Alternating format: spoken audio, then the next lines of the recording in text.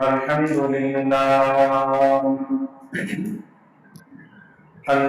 لله نحمده ونستعينه ونستغفره ونعوذ بالله من شرور أنفسنا من يهده الله فلا مضل له ومن يضلله فلا هادي له ونشهد أن لا إله إلا الله وحده لا شريك له وأشهد أن سيدنا ومولانا محمدا عبد الله ورسوله أما بعد فأعوذ بالله من الشيطان الرجيم بسم الله الرحمن الرحيم ولله على الناس حج البيت من استطاع إليه سبيلا وقال النبي صلى الله عليه وسلم إنما الأعمال بالنيات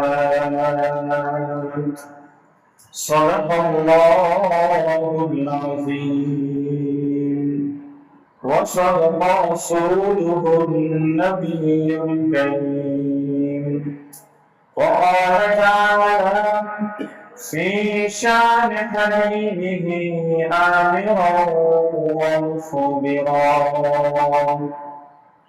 إن الله وملائكته يصلون على النبي يا أيها الذين آمنوا صلوا عليه وسلموا تسليما اللهم صل على سيدنا مولانا محمد وعلى آل سيدنا مولانا محمد اللهم صل على مولانا محمد وعلى آل سيدنا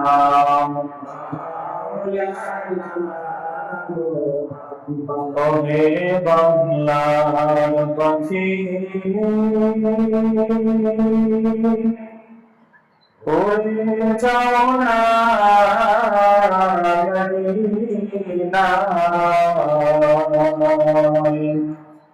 मुझे सलाम पहुँचे दियो कोई ना शोनार मोदीना अल्लाहुम्मा सल्लिना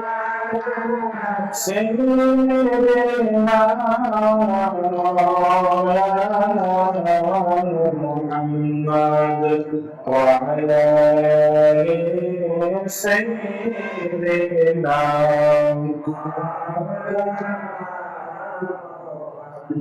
দিবানিশি মনে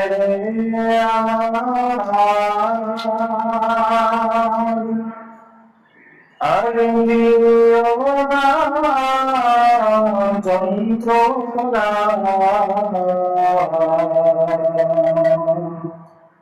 ধরে যদি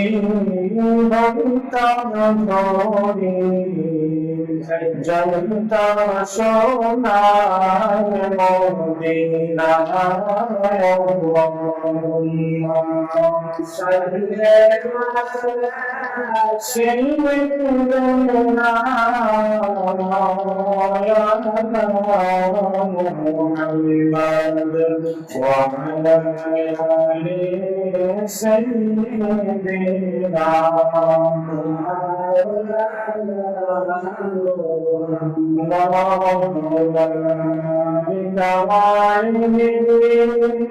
كشف الضجى بجماله حسنت جميع خصاله صلى الله عليه وآله সকল আলহামদুলিল্লাহ।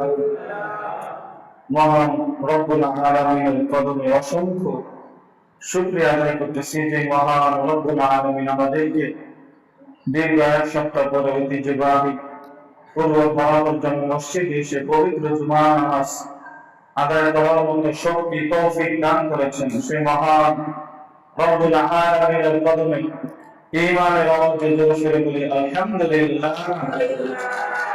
লক্ষ কোটি তার বেশি দুরূদ ও সালাম পৃথিবীর প্রথম আকর্ষণ নূরুল আলামিন নূরুল মুজাসসাম হুজুর আকরাম ইয়া রাসূল তাহা ইয়া আইয়ুহাল মুজাম্মিল ইয়া আইয়ুহাল মুদাথথির নবী করিম সাল্লাল্লাহু আলাইহি ওয়াসাল্লামের কদমে। প্রিয় হাজিরিন,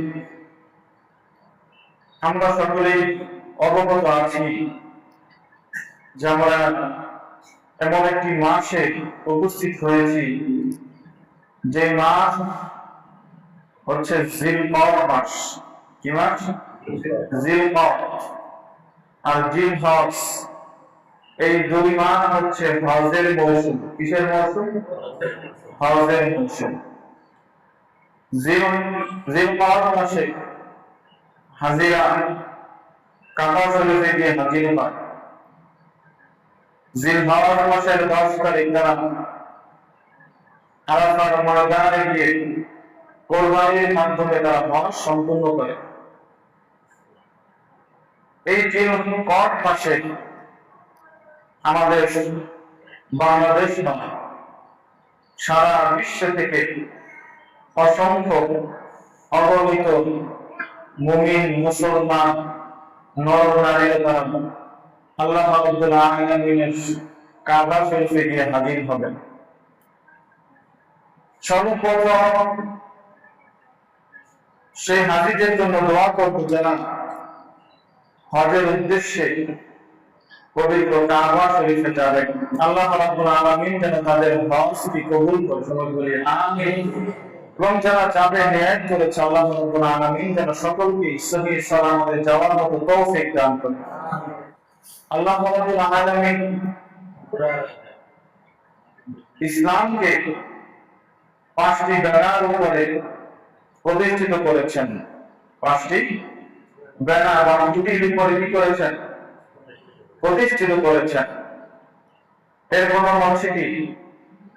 কালেমা। কি কালেমা? তারপরে নামাজ, তারপরে হজ, তারপরে যাকাত, তারপরে নামাজ রোজা হজ।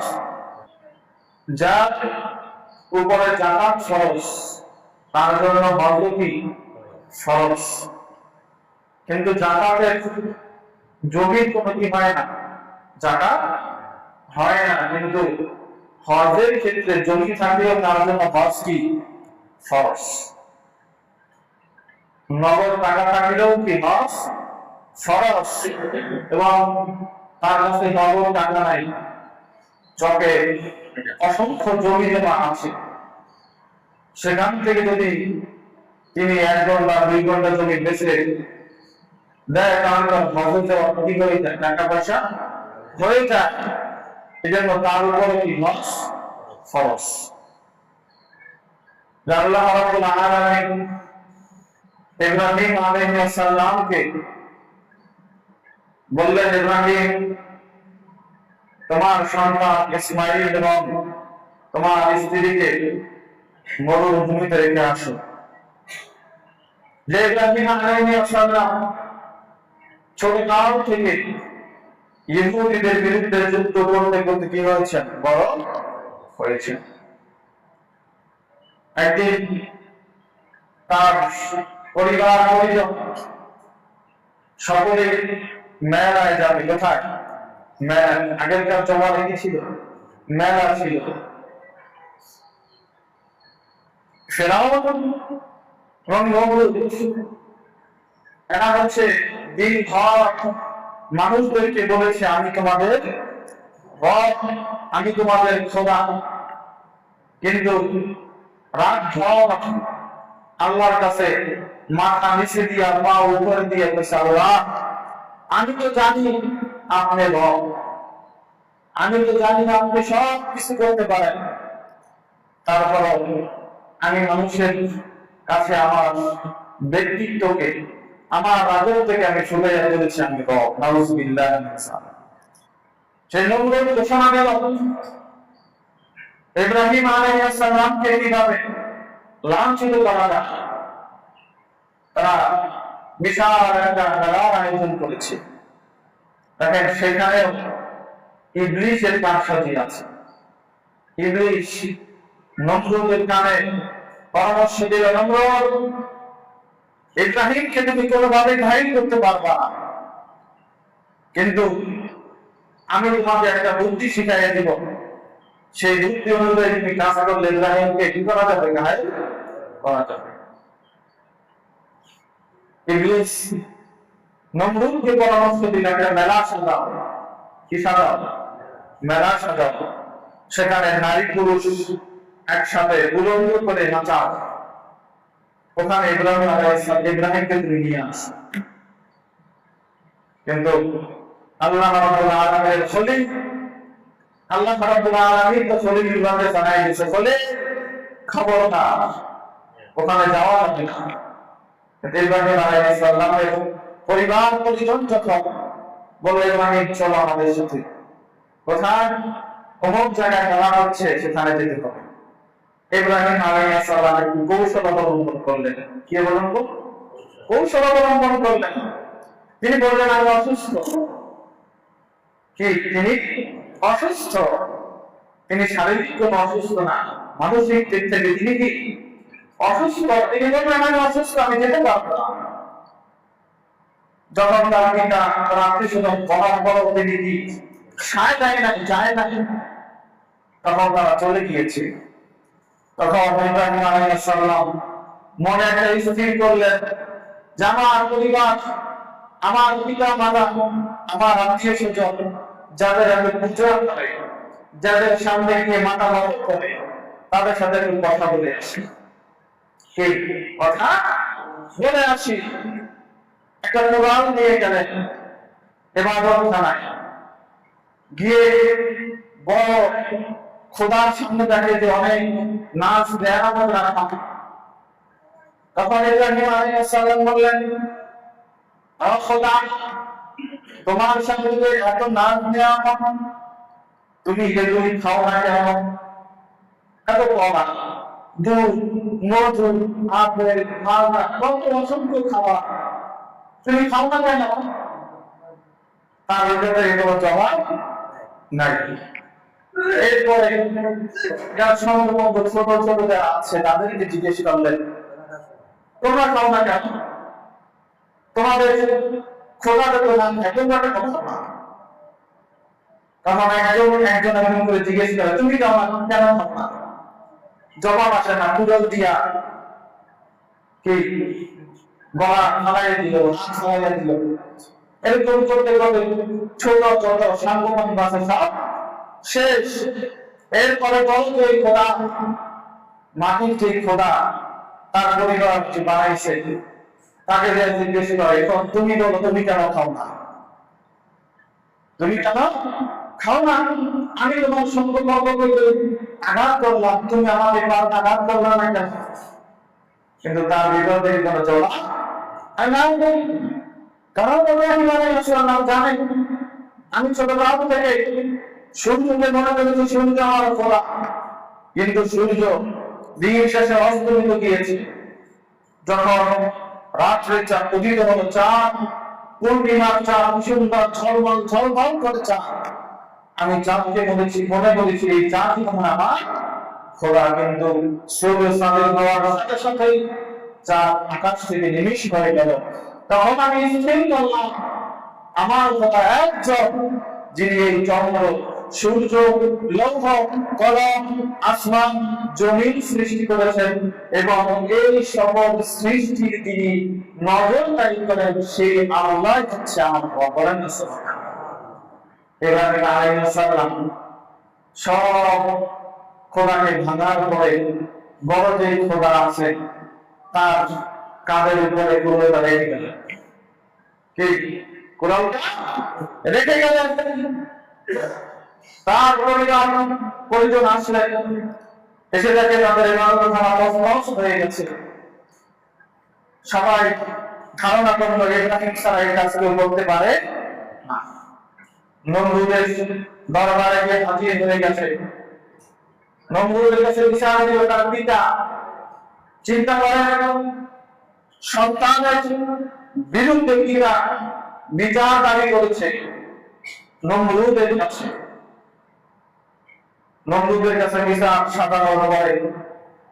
নমরুদ বলল যে ইব্রাহিমকে ধরে নিয়ে আসো। ইব্রাহিম আলাইহিস সালামকে ধরে নিয়ে এসে কাজ করার খারাপ কথা। নমরুদ জিজ্ঞেস করছে, ইব্রাহিম সবাই বেড়াতে গিয়ে তুমি একা বাড়িতে ছিলা, এই কাজ কে করেছে বলো? তখন ইব্রাহিম আলাইহিস সালাম জবাব দেয়, এই প্রশ্ন তুমি আমাকে না করে ওই একজন যিনি খোদা আছে তাকে প্রশ্নটা করো।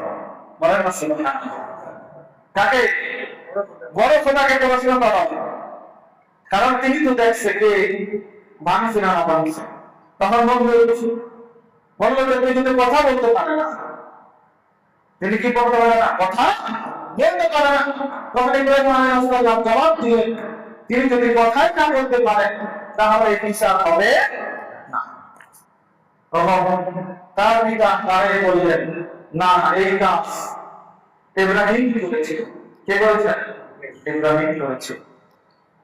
এরপর ইব্রাহিম আলাইহিস সালাম আবার নমরুদকে বললেন যে কে ভেঙেছে, যার কাঁধে মোড়া সেই হয়তো ভেঙেছে, তার বিচার।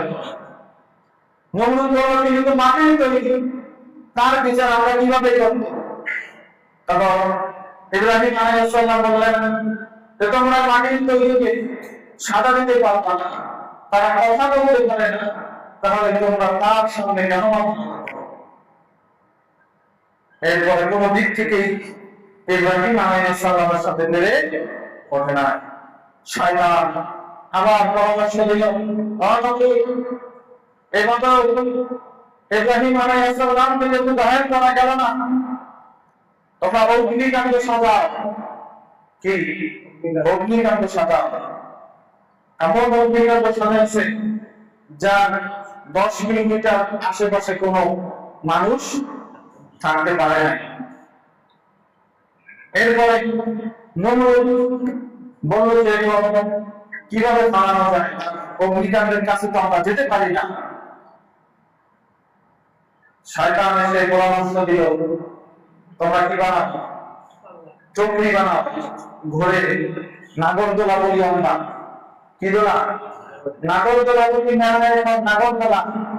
এই নাগরদোলা বলি এসেছে ওই ইব্রাহিম আলাইহিস সালামকে এই নাগরদোলার মতো সিটকা বানাইছে, তাকে বলে বান্দা বলেছে। দেখতেন আমরা ছোটবেলায় পাখি মারার জন্য কি সিটকা বানাইছি, ওইরকম ভাবে ইব্রাহিম আলাইহিস সালামকে ওই দোলনার সাথে বাঁধা হলো। এরপরে কোনোভাবেই ওই চোখটি কি করতেছে না, লড়তেছে না। শয়তান এসে আবার নমরুদের কাছে বলল, এখানে আল্লাহ রাব্বুল আলামিনের ফেরেশতা ইব্রাহিম আলাইহিস সালামের চোখটিকে ধরে রেখেছে। বলেন না সুবহানাল্লাহ। তো নমরুদ জিজ্ঞেস করতেছে, তাহলে এই ফেরেশতাকে কিভাবে চুপ করানো যায়? এই ইবলিস আবার পরামর্শ দিল, এখানে তো না নারী পুরুষ উলঙ্গ করে নাচাও, আর উলঙ্গ অবস্থায় ফেরেশতা তাকে শয়তান বলার পরে নমরুদ ঘোষণা দিল, এখানে মেয়ে ছেলে কি করে না ছেড়ে দাও, তারা এখানে নাচবে, নাচলেই তো ফেরেশতা চলে যাবে। ফেরেশতা চলে গিয়েছে। ইব্রাহিম আলাইহিস সালামকে যখন আগুনে নিক্ষেপ করলো, কোথায় আগুনে নিক্ষেপ করলো, আল্লাহ রাব্বুল আলামিন আগুনকে হুকুম দিলেন, তোমার উপরে আমার শরীরগুলো আসতেছে, তুমি এমন গরমও হইও না আর এমন শীতলও হইও না যেন আমার শরীরগুলো কষ্ট পায়। বলেন না সুবহানাল্লাহ। ইব্রাহিম আলাইহিস সালাম যখন ওই আগুনের ভিতরে পড়লেন, জিবরাইল আলাইহিস সালাম বললেন, ইয়া রাসূলুল্লাহ, ইয়া হাবিবাল্লাহ, ইয়া খলিলুল্লাহ, আপনি তো আল্লাহ তাআলার খলিল, আমি জিবরাইল আসছি আপনার খেদমত করতে, কি করতে, আপনাকে সাহায্য করতে। তখন দেখেন ইব্রাহিম আলাইহিস সালাম কঠিন বিপদের সময় জিবরাইল আলাইহিস সালামকে জবাব দিল, যে আল্লাহ আমাকে এই আগুনে ছাড়াইলো, যে আল্লাহ আমাকে সৃষ্টি করলো, যে আল্লাহ আমাকে এত নাজ নেওয়া দিল, আমি তার রহমত ছাড়া কারো দয়া চাই না। বলেন না সুবহানাল্লাহ। আল্লাহ রাব্বুল আলামিন তার বন্ধুকে ভালোবেসে আগুনকে ফুলের বাগান বানাই দিল। বলেন না সুবহানাল্লাহ। ইব্রাহিম আলাইহিস সালামের ইতিহাস করুণ ইতিহাস। ইব্রাহিম আলাইহিস সালাম তারপর সন্তান ইয়াং বয়সে ছিল না, আল্লাহর কাছে কাঁদতে কাঁদতে বৃদ্ধ বয়সে এসে আল্লাহ রাব্বুল আলামিন একটি সন্তান দান করলেন। কি সন্তান দান করলেন? নাম কি? ইসমাঈল জাকিরুল্লাহ। যখন ইসমাঈল আলাইহিস সালাম জন্মগ্রহণ করলেন, আল্লাহ রাব্বুল আলামিন হুকুম দিলেন, ইয়া ইব্রাহিম, তোমার সন্তানকে এবং তোমার স্ত্রীকে মরুভূমিতে রেখে আসো। কোথায়? মরুভূমিতে রেখে আসো। ইব্রাহিম আলাইহিস সালাম মা হাজরাকে এবং ইসমাঈল আলাইহিস সালামকে যেখানে আপনার জমজমের কূপ, যেখানে যারা হাজিরা দিয়েছে তারা মক্কার জমজমের যে কূপটা আছে ওই কূপের পাশে ইসমাঈল আলাইহিস সালামকে এবং তার স্ত্রীকে রেখে আসলেন। বলেন না সুবহানাল্লাহ। ইব্রাহিম আলাইহিস সালাম যখন ইসমাঈল আলাইহিস সালামকে মা হাজরাত আলাইহিস সালামকে ওখানে রেখে যখন চলে আসতেছে, দেখেন তাদের কি ঈমান, তাদের কি মনে ঈমান আছে। তাদের সন্তান বুড়া বয়সে আল্লাহ রাব্বুল আলামিন সন্তান দান করেছেন, সেই সন্তান এবং স্ত্রীকে মরুভূমিতে রেখে একবারের জন্য পিছনে তাকায় নাই যে আমার স্ত্রী এবং সন্তান কি অবস্থায় আছে। ইব্রাহিম আলাইহিস সালাম যখন ইসমাঈল আলাইহিস সালামকে রেখে চলে যাচ্ছেন, একবারের জন্য পিছনে তাকায় নাই। মা হাজরা আলাইহিস সালাম পিছন থেকে ডেকে বলে, ও আল্লাহর রাসূল, আপনি শুধু এতটুকু বলে যান যে আমাদেরকে এই মরুভূমিতে রেখে যাচ্ছেন, এটা কি আপনার ইচ্ছায় না আমার আল্লাহর ইচ্ছায়? বলেন না সুবহানাল্লাহ।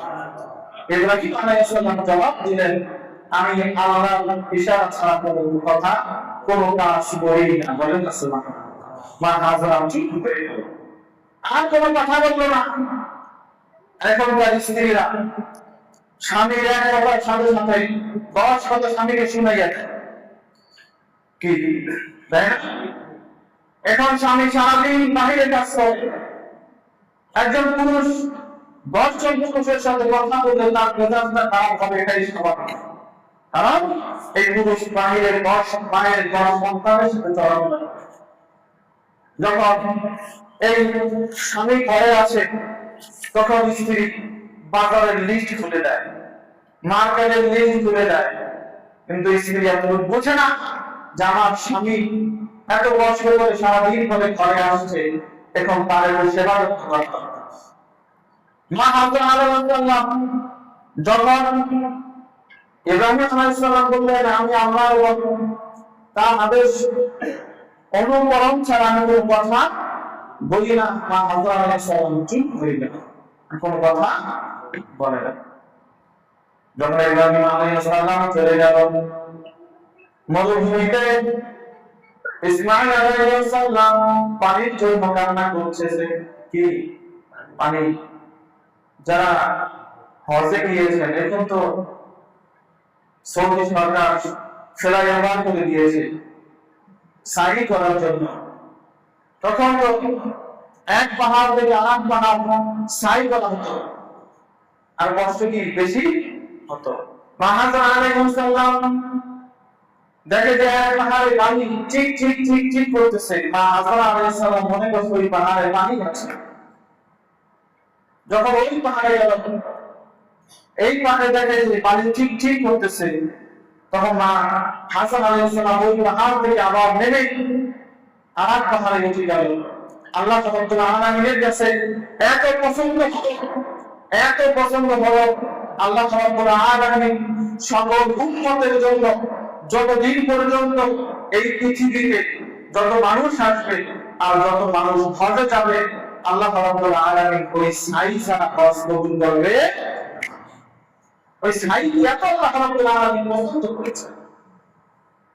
মা হাজরা আলাইহিস সালাম পাহাড়ে উঠলেন, ইসমাঈল আলাইহিস সালাম বাচ্চারা কাঁদলে কিন্তু তাদের পা হাত পা লড়ে কি লড়ে।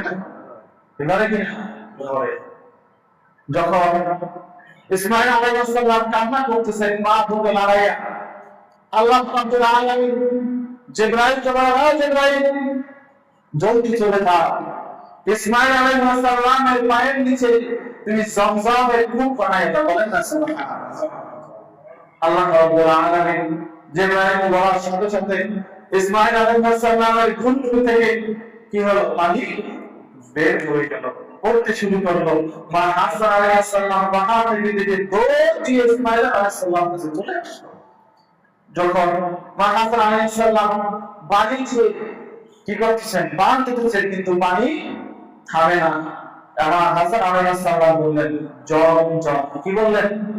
দুইবার বললেন জম জম, থেমে যাও। তখন পানি কি হয়ে গেল?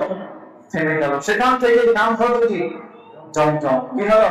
জমজম। এই জমজমের পানি এত অসংখ্য অগণিত মানুষ নেয়, এত পরিমাণ মানুষ নিচ্ছে, কিন্তু আজ পর্যন্ত এই পানি শেষ হয়, কাল কিয়ামত পর্যন্ত শেষ হবে। বলেন না সুবহানাল্লাহ। ইব্রাহিম আলাইহিস সালাম এরপরে তিনি আসলেন মক্কা শরীফে, ইসমাঈল আলাইহিস সালাম বোঝা শুরু করলেন। এরপর আল্লাহ তাআলা আলামিন ইব্রাহিম আলাইহিস সালামকে হুকুম দিলেন, এখন তুমি কাবা শরীফ বানানো শুরু করো। বলেন না সুবহানাল্লাহ। যখন কাবা শরীফের পাথর দিতে দিতে পূজা হয়ে গেছে, তখন ইব্রাহিম আলাইহিস সালাম বলেন, আল্লাহ এখন কিভাবে উপরে পাথর লাগাবো? আল্লাহ রাব্বুল আলামিন বলেন, ইব্রাহিম একটা পাথর নাও, ওখানে তুমি দাঁড়াও। ইব্রাহিম আলাইহিস সালাম ওখানে দাঁড়াইলেন। আল্লাহ রাব্বুল আলামিনের হুকুমে পাথর অটোমেটিক লিফটের মতো উপরে উঠে গেল। বলেন না সুবহানাল্লাহ। বিজ্ঞানীরা লিফট আবিষ্কার করার কথা নাকি? এই ইব্রাহিম আলাইহিস সালাম যে পাথর গাড়ি কাবা নির্মাণ করছেন, সেই পাথর কিন্তু এখন এই কাবা শরীফের পাশে রাখা আছে। কি রাখা আছে? যারা হাজিরা হজে গিয়েছেন দেখেছেন। এই জন্য যতদিন পর্যন্ত পৃথিবী থাকবে, ইব্রাহিম আলাইহিস সালাম সকল উম্মতের মাঝে বেঁচে থাকবে। ঠিক না নাকি? ইসমাঈল আলাইহিস সালামের ইতিহাস সকল উম্মত আসবে, তাদের হৃদয়ে জানা থাকবে। যতদিন এই পৃথিবী থাকবে, তার বাবার ইতিহাস এই উম্মতের কলিজার হৃদয়ে জানা থাকবে। যতদিন এই উম্মত দুনিয়া যদি বেঁচে থাকবে, যতদিন এই দুনিয়া বেঁচে থাকবে, ততদিন রাসূলের প্রেম ভালোবাসা উম্মতের মনে থাকতে হবে। কারণ যে রাসূল এর উসিলায় কাবা শরীফ পাইলাম, দেখেন এই কাবা শরীফ অবস্থিত কিন্তু যখন কাবা শরীফ হয় তখন এই কাবা শরীফের এলাকার নাম ছিল বাক্কা। কি বাক্কা? কি ছিল না? বাক্কা। বাক্কা নগরী। কোরআন শরীফের সব জায়গায় কিন্তু লেখা নেই বাক্কা, মক্কা কিন্তু লেখা না, বাক্কা লেখা। কিন্তু ওই রব বন্ধুকে এত ভালোবাসে, এত ভালোবাসার কারণে বন্ধু মুহাম্মদ মিম দ্বারা মক্কাকে কি করলেন? বাক্কাকে বাক্কাকে কি করলেন? মক্কা বানাই দিলেন। বলেন না সুবহানাল্লাহ। কি দ্বারা? বন্ধু নামের মিম দ্বারা। বলেন না সুবহানাল্লাহ। মদিনাকে মদিনা রাসূল সাল্লাল্লাহু আলাইহি ওয়াসাল্লাম যাওয়ার আগে কি ছিল? ইয়াসরিফ ছিল। কি ছিল? ইয়াসরিফ ছিল। বন্ধু ভালোবাসায় বন্ধু ওই মদিনায় শুইবে আল্লাহ তাআলা জানে, এই জন্য বন্ধুর নামের পদমক্ষর দিয়ে কি করলেন? মদিনা বানাই দিলেন। বলেন না সুবহানাল্লাহ।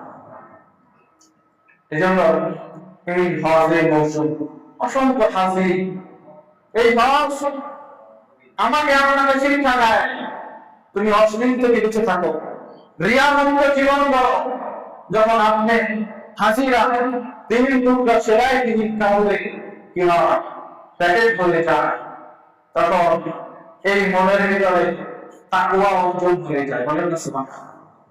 যারা মক্কা গিয়ে লব্বাইক আল্লাহুম্মা লব্বাইক লব্বাইক লা শারীকা লাক লব্বাইক ইন্নাল হামদা ওয়া নি'মাতা লাক ওয়াল মুলক লা শারীকা লাক। বলেন না সুবহানাল্লাহ। যখন কাবা শরীফে গিয়ে একজন হাজী আল্লাহ রাব্বুল আলামিনকে বলে লব্বাইক আল্লাহুম্মা লব্বাইক, আল্লাহ হাজির আপনার কদমে হাজির, বান্দা হাজির, আপনি কবুল করেন। বলেন না সুবহানাল্লাহ।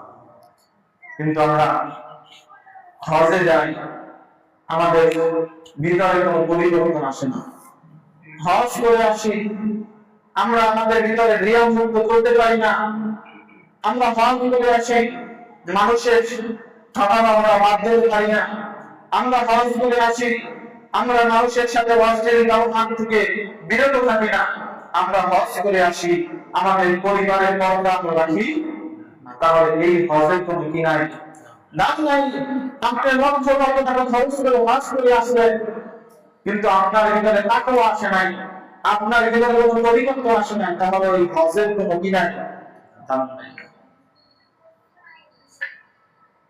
এজন্য আল্লাহ রাব্বুল আলামিন উম্মতে মুহাম্মাদকে মাফ করবে ঠিকই, কিন্তু এই মাফ করার কি করতে হবে? আমল করতে হবে।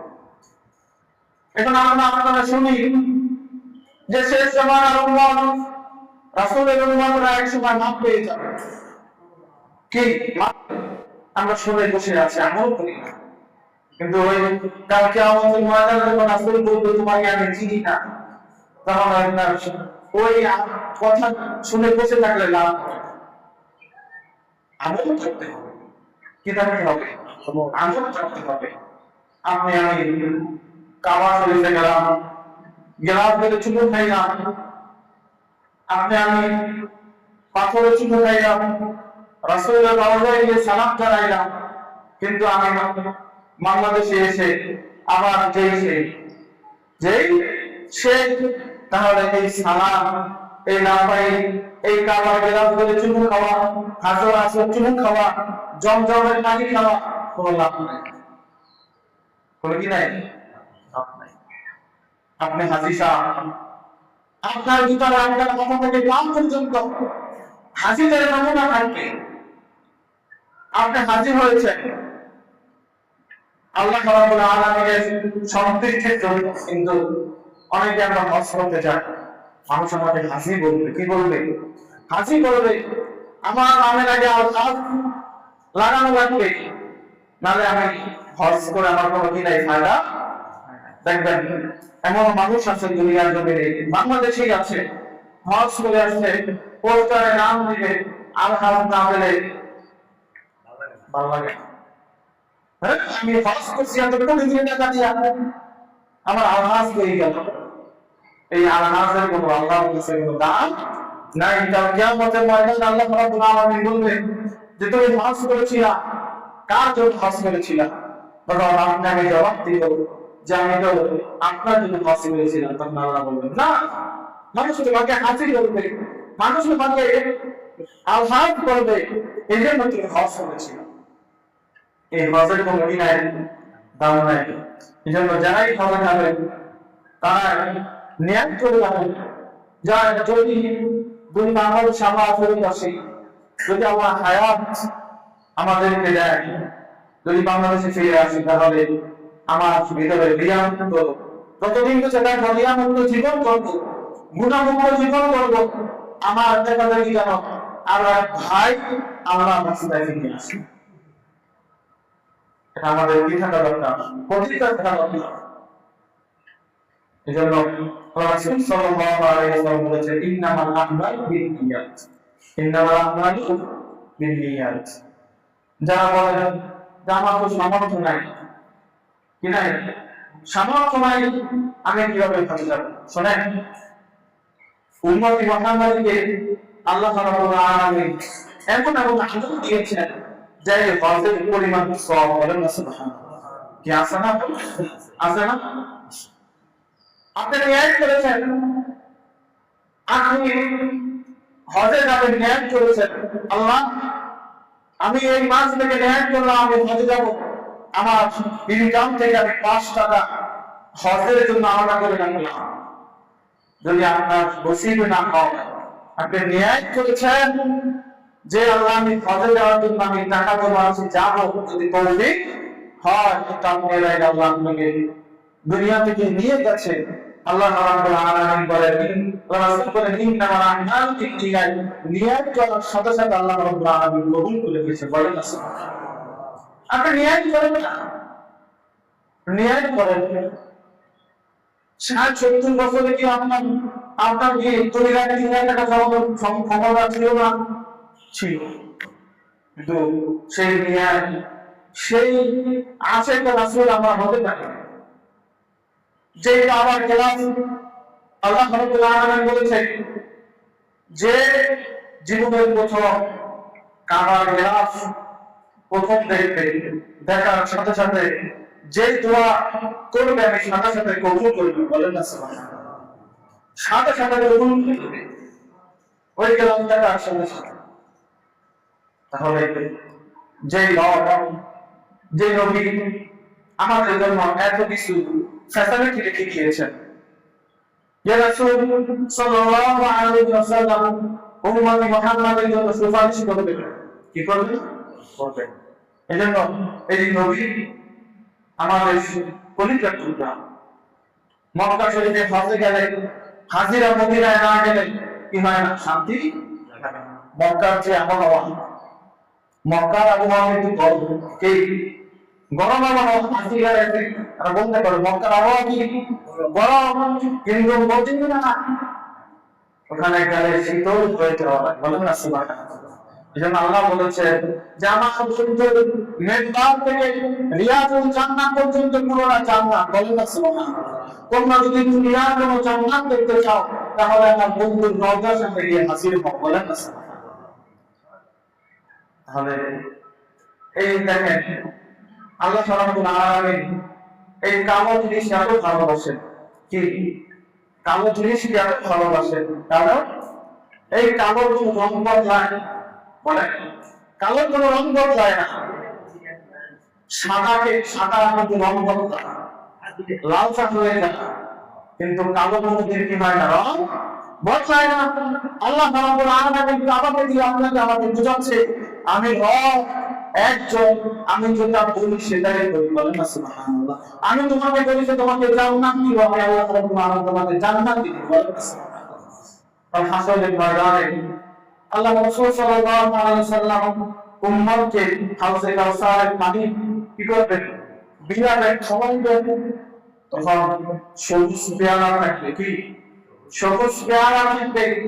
এই জন্য মদিনার গম্বুজ কি সবুজ, জান্নাতের রং কি সবুজ। আল্লাহ রাব্বুল আলামিন বলেছেন, বান্দা তোমরা যদি জান্নাতের রং দেখতে চাও আমার রাসূলের রওজার দিকে তাকাও। বলেন না সুবহানাল্লাহ। আমার রাসূল ওই গম্বুজ থেকে সব কিছু দেখতে পায়, তাই না? আর আল্লাহ তাআলা নিজে বলেছেন, ইয়া আইয়ুহাল্লাযীনা আমানু সাল্লু আলাইহি ওয়া সাল্লিমু তাসলিমা। কোরআনে বলা, আপনার আমার জন্য পূর্ব বরাবর থেকে মদিনা শরীফ অনেক দূরে, কিন্তু মদিনা থেকে পূর্ব বরাবর বেশি দূরে না।